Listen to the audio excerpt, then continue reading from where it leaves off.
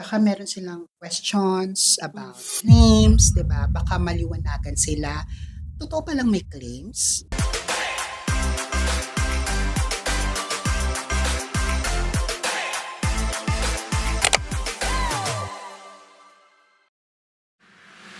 Welcome to our episode 6 of Beyond the Code. I'm Josh. I'm Ada. I'm Beng. And I'm Jack. Yan. Welcome back. Welcome back. So, winelcome natin Yes. yung sarili natin, di ba?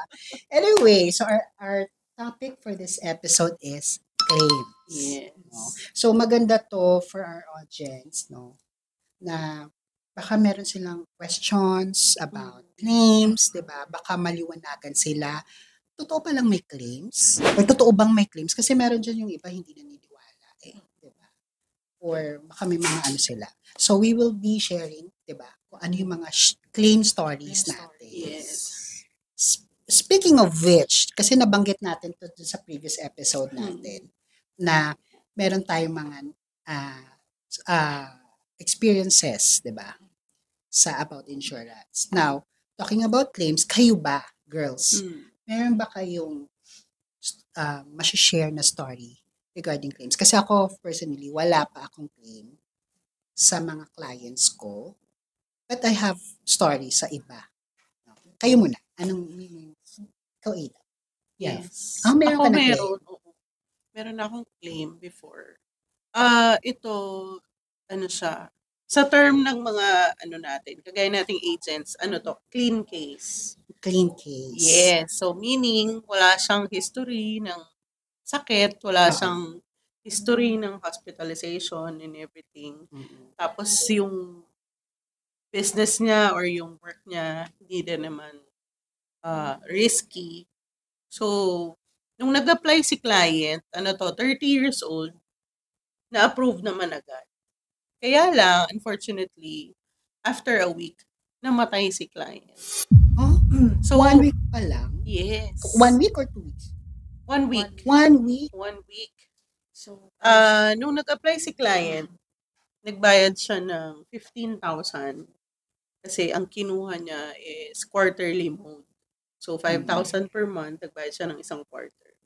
So, nung in-apply namin, na-approve naman agad. Kasi nga wala naman siyang history and everything. Tapos, nagulat din kami. Kasi after 1 week, namatay siya. So, hindi namin alam paano mangyayari. Baka hindi makaklaim or baka magkaroon ng problema. Pero, ang maganda kay company natin, nagkaroon man ng investigation, pero nakita talaga nila na wala naman talagang something na, kumbaga, questionable. So, nag-release din naman sila agad ng claim. Magkano yung na-claim? Ang na-claim is napunta sa beneficiaries niya 1.5 million. O just imagine, Yes. diba? Yung 15,000 na binayad niya, equivalent niya, 1.5 million. Yes. Guaranteed, diba? Oo. Because actually, that's yun yung nakalagay doon sa contract. Oo, sa tuwang-tuwa yung parents. Not na dahil namatay siya pero hindi talaga nila inaasahan na may ganoon pala yung anak nila. Ano palang kinamatay? Ang kinamatay niya, cardiac arrest. So, nagkaroon ng investigation, nanghingi kami ng paper sa hospital. Ano bang nangyari? Meron pa siyang history, pero wala talaga. Kumbaga, talaga siya. Bigla lang talagang nangyari sa kanya. Na, syempre, hindi naman inaasahan ng lahat. Kahit yung parents niya, wala silang idea na ganun yung mangyayari kasi 30 years old. Tsaka walang mix. Diba? Oo. Pero yun nga, malaking tulong din talaga sa kanila. Kasi may iniwan na ganun yung anak nila. Diba? Na hindi nila inaasa. Yeah, iba din talaga kapag may insurance. No? Kasi yun yung hindi nakikita ng iba eh. Yung value. Imagine 15,000 lang ang binayad. Kahit sabihin mong 1 month lang siya. Pero 1 week, tapos 1 week upon insurance. 1 week pala. Oh. Diba? I mean, 1 month lang yung binayad. Tapos after a week, ganun yung nangyari. Which hindi naman natin alam kung anong mangyayari sa hinaharap sa future. Tomorrow, it could be a different story for you, diba? Ako naman, wala pa. Wala pa akong critical claim or that benefit claim. Pero, there's someone close to me friend of mine, meron na siyang death benefit claim. So, meron siyang, hindi ko siya client client siya ng another agent natin. Same company? Yes, same company. Tapos, yung anak niya passed away with lupus. And then, sabi niya gano'n, Ben, can you help me to find my agent? Sabi niya gano'n. Kasi, she lost contact.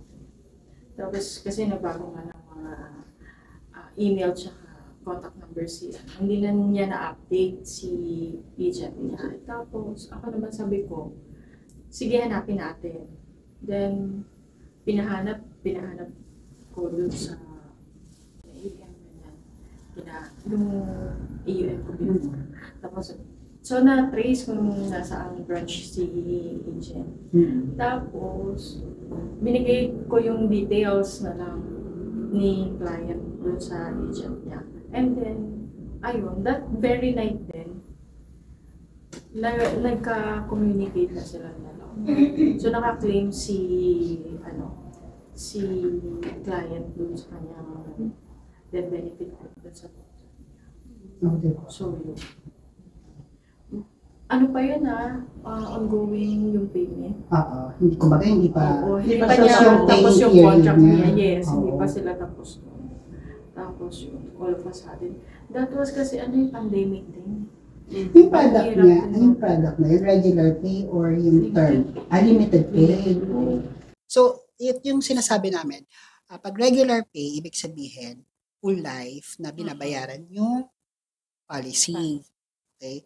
Yung limited pay dun sa case mo, ibig sabihin nun, for a certain period siya, Yes, binabayaran. Pero covered siya until kung anong Certain age man yon, kung 80 years old, 100 years old, depende. No? So, meron dyan may 5 years, 7 years, 10, 15 years, may 20 years to pay. Depende kung ano mang product yun. So, that's limited pay. Ang galing, no? Naka-claim din sila. Kasi ang thought kasi nun ni client is hindi pa nila tapos yung kontrata. Feeling niya, may makaka-claim ba kami? Sabi ko, oo naman once enforce pa rin yan, makiklaim. Pero si agent mo makakasagot din niya. Death claim to, no? Death claim. So, di ba, sino makakapagsabi na magkakaroon siya ng lupus at it will lead to death? Di ba? Ang sakit din, no? Pero, yun nga, ganun talaga.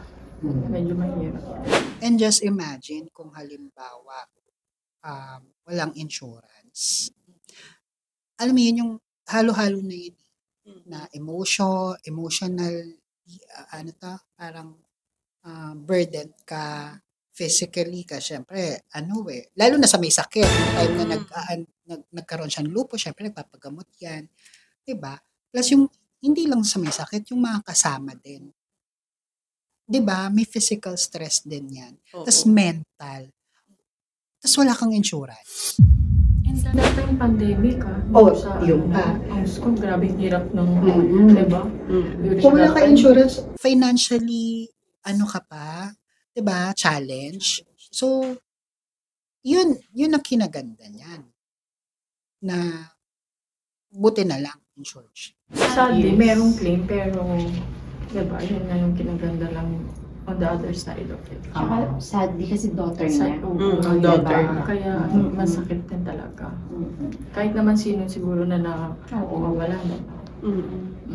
So, Ikaw, siya. Na-assist na ako. Isa death benefit. Tapos meron na rin na critical illness. At saka hospital income benefits. Ay, meron na rin pala akong ganyan. Hospital income benefit. Pero, hindi naman ako nag-process. Si client na mismo. Yung sa akin, Parang dumiretso siya sa app. Pwede rin kasi nga. Tapos, automatic.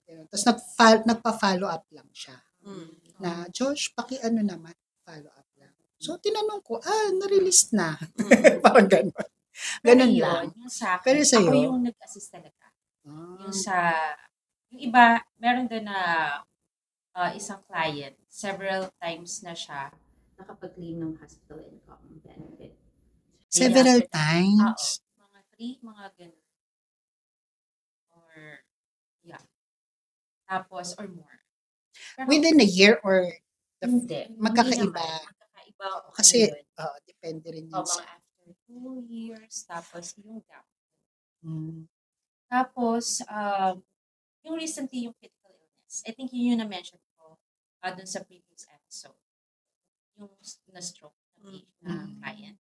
Tapos, yung isa naman, ano siya, hindi pa rin tapos yung ano niya, policy.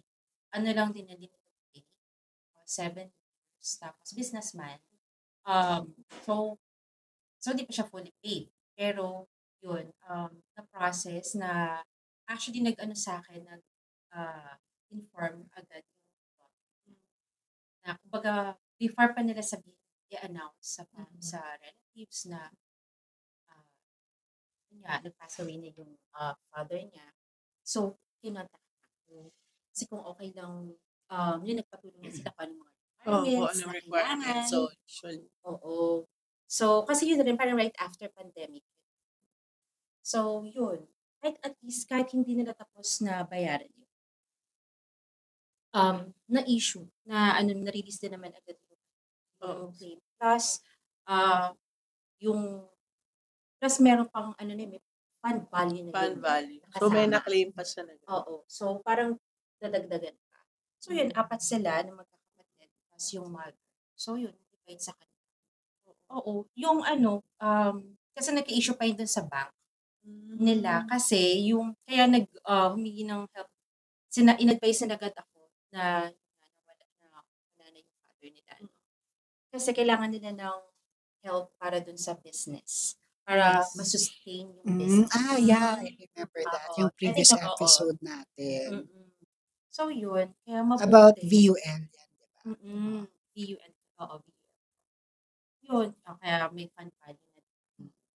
Kaya mabuti at naman, mas nauna pa. Kasi sa bank, kasi nga, parang recall lang natin, yung sa bank, medyo natagalan. Kasi, may sole access dun sa account. Yung dad lang. So, yung hindi mom, nila yun pwede. hindi siya naka-end or. Yes. So, yun. Kaya Hindi nila nahirapan sila. magagawa. Oo. Kaya ang tagal. So, yung sa bank, nauna pa na ma-issue yung claims. Oo. Kesa dun sa bank. Oo, Yung kasi, pera nila dun. talaga, ikaw may marami experience ka sa silang- bank. oo, marami kasi talagang requirements sa Oo. bank. Kasama dyan yung sa tax, Mas kasama marami dyan kaysa- yung... Oo, sa totoo lang. Maraming requirements na hinihingi sa bank compared sa sa insurance company. Kasi usually, ang kailangan lang naman natin konting lang, ID, diba? Kumbaga, hindi mahirap i-comply. At saka, knowing yung company natin, mabilis naman mag-release ng proceeds. Oo, kapag sa claim. Kasi meron pa akong isang claim, yung father naman, yung namatay. Heart attack. So, ang nangyari kasi, parang the year before siya namatay, parang ayaw na niya ituloy.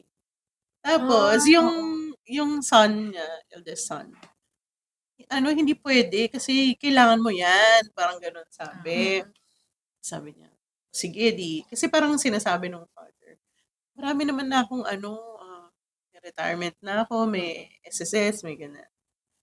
So sabi, di maganda, pandagdag pa rin yan. So, the following year, siyempre wala namang nag-expect na mangyayari yun. So, yun nga, namatay siya due to heart attack. So, siyempre, hindi sila prepared. Pero yung eldest son yung tumawag sa akin. Sabi niya, ate, sabi niya, wala na si daddy. Sabi niya, that's so sad to hear. Pero, sabi ko, sige, tutulungan kita. Kasi nga, alam naman niya na ako yung nag-handle ng policy. So, sinabi ko lang na ito yung kailangan nyo, ganyan-ganyan. Tapos, nakalagay din naman doon sa policy niya kung sino yung beneficiaries. Nagkaroon lang kami ng konting doon sa minor beneficiary niya. Meron lang additional requirements. Pero, makukuha din naman doon sa bank. Kumbaga, madali lang din naman. Mas madali. Hindi naman siya ganun kahirap. So, maganda rin yun, experience na nakatulong tayo doon sa family. Kasi unang-una, hindi talaga nila alam anong gagawin nila. 'Di ba? So, nandito tayo to help them. Kasi malaking tulong sa kanila yung proceeds. 'Di ba? Kahit ano, hindi man galing yun sa personal pocket natin. Oo. Diba? Ang laking bagay na yun. Kasi Company yung katulad yung mag-provide. sa'yo, ano yun more on sa estate planning siya. Mag-fall, Oo. di ba? So, may kailangan bayaran ng estate tax, Mm. tapos other requirements na nabanggit mo. Oo. Kung hindi readily available, kung malaki yung asset, kasi wala silang, yung Mm. naiwan mo, walang ganong kalaking pera rin na pambayad ng mga yan. Yung Mm. sa Usually, kanila it kasi, happens talaga. may mga tao kasi sila na kailangan nilang papasweldo. Sweldohan. Oo. Tuloy-tuloy pa Na rin. kailangan dire-diretso kasi business. Yun. Oo. So, Na ano operational pa rin siya, Oo. dire-diretso. Siyempre, kumbaga hindi pwede ma-stop. Mm. Diba? Kasi kawawa naman yung mga Maraming maaapekto yung pa. mga Yes. tao nila. Mm.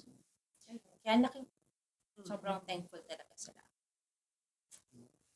Sa pagpa-process ng claims, meron kayo na experience sa parang nahirapan kayo? Depende siguro din sa case. Kagaya nung sa akin, yung isang beneficiary niya is minor. Meron lang additional requirements. Which is yun naman talaga rin. At saka depende rin dun sa kung magkano yung proceeds. Kasi pag parang above 500,000, tapos minor pa, parang padagdag yung requirements. Pero sa tingin ko, dapat kasama yun sa ine-explain natin sa clients na kung sino ba yung dapat maging beneficiaries. So, siguro pwede natin i-topic yun sa next episode. Yes, beneficiaries naman. Oo. Kung sino-sino pwede. Yes. So, Eto, ano naman yung masasabi nyo? Kasi syempre, if you browse sa social media, yung mga comment section, meron dyan mga nagrarants mhm. about, ay naku, wala naman ako nakuha. Oo. Di Meron ba may talaga. mga ganyan, Meron. di ba? Oo. Nagva-viral yan sa SOCMED. May diba? na-experience din akong ganyan na hindi na-approve yung claim. Bakit? Pero, Kasi syempre hindi naman lahat laging oo. Meron din kasing cases na, kumbaga, kung ano kasi yung naka-state sa policy. So, yun yung kailangang i-explain mo sa client. Kasi, kung halimbawa, ito yung coverage na critical illness, so ito yung mga sakit. Tapos, yung isa ko kasing client, parang related sa pregnancy. So, hindi talaga siya covered. Hindi naman kasi siya considered as critical illness. Yes. Tapos, meron din naman na parang meron tayong parameters like for disability, di ba? Dapat 6 months. 6 months yung parang tinitingnan nila na hindi ka talaga makabalik doon sa normal mong 3 out of 6, ano yun eh, minimum of 3 out of the 6 na daily life life activities. Oo. Yun. Pag hindi mo na-meet yun, tapos Yes. wala pang 6 months, walang claim. So, yun yung mga fine prints, no, ng any policy na dapat tinitignan ng mga clients. At inaalam at tinatanong sa mga agents. And ang tayo naman as the insurance agents or financial advisors, kailangan natin maging transparent, Yes. 'di ba? Sa mga clients natin. So that walang expectation. Oo. Or yung false expectation na pagdating ng panahon, akala ko dapat, Oo. 'di ba? Dapat may claim ako tapos wala. Ganyan. Or doon sa mismong event na ine-expect ni client na makaka-claim siya, pwede rin siguro natin i-explain ng maayos kung bakit hindi. Kung bakit hindi in-approve. Kasi hindi naman basta-basta lang dinidisapprove, di ba? So, meron ding mga pinagbabasihan. So, sa tingin ko naman kung maiintindihan nila, okay lang At din. kumbaga onset pa lang, na-explain mo na kay client. Tapos, nagtanong siya, in-explain mo rin ng siguro wala magiging problema. Yes. Magiging problema lang kung may nagsusugarcoat. Yeah. Sinusugarcoat ng agent. So, dapat no sugarcoating sa side natin. And then, sa part naman ng mga clients, dapat maging transparent din sila. True. So, dapat dapat i-disclose nila kung meron dapat i-disclose. Correct. Diba? Although, yung iba naman hindi sinasadya. Kasi may isa akong client, hindi rin na-approve yung claim na hospital income. Kasi, due to, yung reason kasi is heart at congenital heart disease. So, akala naman kasi niya, okay na siya. Kaya hindi niya na sa akin na-mention. Kasi bata pa yun eh. Eh ngayon, kumbaga for the longest time, hindi mo na siya na-hospitalize. Kumbaga, since nung bata, parang ngayon lang siya ulit, ngayon lang. Parang nasa 30s na siya eh. Then yun na siya na-hospitalize. So, akala niya, okay na yun. Okay. So, pero, yun nga, na-explain na, dapat, syempre may additional requirements yung companies na dapat mo proof na hindi siya present during application. During birth. Kasi upon birth. Kasi congenital na ano. So yun, so nung in-explain ko naman, tapos sabi niya, nag-apologize din siya kasi sabi ko wala siyang na-mention about that. So sabi niya, yun nga, kasi kailangan niya, okay na siya. Pero okay din yung company kasi hindi naman na-rescind yung policy. Kasi kumbaga parang ano lang. May certain claim lang na hindi So yun no, 'di ba? Kaya yung pagka nakakakita ako sa mga sockmate na nagrarant about claims, syempre tayo, as much as we would like na mag-comment din, ganyan-ganyan, pero we discourage ourselves kasi baka ma-misinterpret. Diba? Pero sa akin, may marami na akong question dun eh, dun sa mga nagrarant. Ano ba yung coverage nyo? Na-explain ba yun sa inyo? Ano ba yung condition nyo? Yung mga ganyan. Ang daming pwedeng maging scenario, di ba? So, yun lang. Before siguro mag-grant. Di ba? Siguro alamin muna natin. Kung ano yung story behind. Dapat maintindihan din ng clients or kung sino man yung mga interested or natatakot sa insurance na case-to-case basis talaga. Hindi siya dahil ayaw lang i-approve or kumbaga may basehan. Sa client side, no, na maging transparent, correct? Maging transparent sa mga agents nyo. Sabihin nyo lahat. Para alam ng agents kung, di ba? Love life, charot. Pati mga problema nyo. Pati problema nyo sa buhay. Joke lang. Ibig ko sabihin, just be transparent sa condition, sa situation, kung meron man. So that, alam ng agents kung anong gagawin at ma-explain niya ng tama sa inyo. Correct? And doon naman papasok yung kahalagahan ng financial advisors nyo or insurance agents. Tayo. Kasi, tayo ang mag-explain sa client. At tayo ang mag-guide sa mga client on what to do. Diba? Kasi meron din kasi na akala nila, alam ba, may nangyari sa kanila. Tapos akala nila wala silang claim. Pero meron namang pala. Alam, may ganun, diba? So, ang daming mga situation na ganyan. So, just be transparent and keep your lines open sa mga agents. Diba? Sa mga financial advisors. And tayo naman, keep in touch with our clients. Diba? And, siguro, ang madagdag ko lang, for those na wala pang insurance and getting an insurance, tanong nyo na lahat ng possible situations. Possible situation kay agent during sa application pa lang and read all the fine prints ng policy nyo. Hindi lahat ng policy ay pare-pareho. Hindi rin lahat ng policy sa iba't ibang company ay pare-pareho. Ang fine prints. Fine prints ang pinag-uusapan natin. So, make sure na tanong nyo yan sa agents nyo and then the agents should transparently explain to the clients kung ano yun. Diba? Yan, ng clear. Correct. Correct? Tama ba, girls? Medyo serious tong episode na to. Kasi nga, claims, diba? But then, we hope na meron kayong na kuha or meron kaming part sa inyo na values or baka nakaka-relate kayo. Diba? So, with that, till next episode, again, I'm Josh. I'm Ada. And I'm Ben. I'm Jack.